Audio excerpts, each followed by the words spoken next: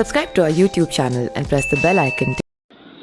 नमस्कार, मेरा नाम पिंटू सिंह यादव है और आप सभी का न्यूज लाइव में स्वागत करते हैं। दोस्तों, आम आदमी पार्टी सरकार में शिक्षा मंत्रालय की जिम्मेदारी संभाल रही आतिशी अब दिल्ली की नई मुख्यमंत्री होंगी। विधायक दल की बैठक में उनके नाम का प्रस्ताव हो गया है।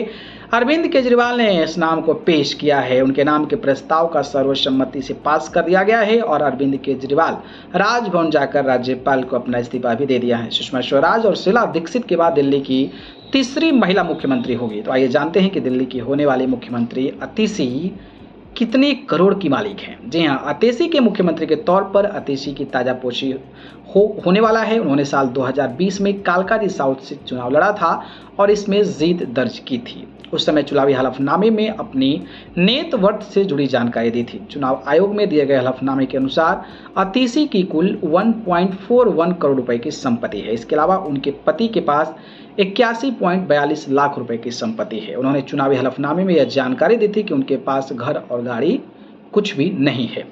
आतिशी के पास एजुकेशन मिनिस्ट्री के साथ वित्त मंत्रालय की भी जिम्मेदारी थी। उन्होंने इस बार दिल्ली का बजट भी पेश किया था। अपने बजट भाषण के दौरान महिलाओं के लिए खास ऐलान किए थे। उनके ऊपर किसी तरह का जो है उस समय उन्होंने बताया कि उनके पास करीब 30,000 रुपये का जो है उनके पास नगर है। कौन है आतिशी? आतिशी के नाम का सीएम के तौर पर ऐलान के बाद चर्चा हो रही है कि आखिरकार आतिशी कौन है। तो उनका राजनीतिक करियर कब शुरू हुआ था, उन्होंने कहां से पढ़ाई की। केजरीवाल के जेल रहने के दौरान भी आतिशी का नाम मीडिया में नए सीएम के तौर पर बताया जा रहा था, लेकिन उस समय आप की तरफ से ऐसी किसी भी अटकलों को खारिज कर दिया गया था।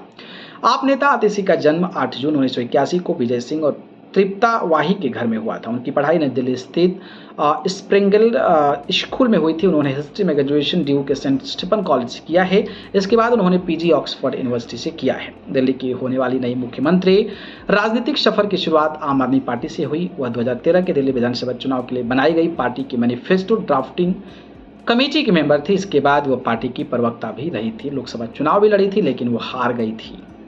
अब नई सीएम बनी है तो उनके पास कितनी संपत्ति है मैंने आपको बता दिया। बाकी इस पर अपनी राय बताइए। धन्यवाद।